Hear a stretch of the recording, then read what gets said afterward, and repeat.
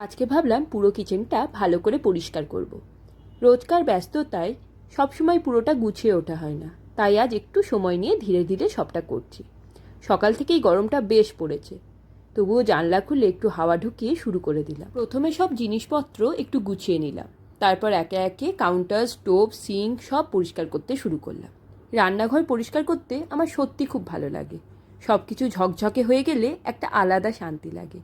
যদিও এই গরমে কিচেন ক্লিন করাটা সত্যি একটা ওয়ার্কআউটের মতো। মাঝে মাঝেই জল খাওয়া, একটু ফ্যানের সামনে দাঁড়ানো, একটু কিছু খাওয়া, তারপর আবার কাজে ফেরা। এইভাবেই ধীরে ধীরে চলছিল ক্লিনিংটা। স্ট্যান্ড, কৌটো সব মুছে গুছিয়ে স্টোভটা পরিষ্কার করলাম, সিঙ্কটাও ধুয়ে নিলাম। ছোট ছোট জিনিসগুলো পরিষ্কার হয়ে গেলে পুরো কিচেনটাই কেমন ফ্রেশ লাগে। সব কাজ শেষ করে যখন একটু দূর থেকে কিচেনটার দিকে তাকালাম, তখন সত্যিই খুব ভালো লাগছিল। খুব বড় কিছু না, কিন্তু নিজের বাড়িটাকে একটু গুছিয়ে রাখতে পারলেই মনটাও কেমন শান্ত হয়ে থাকে।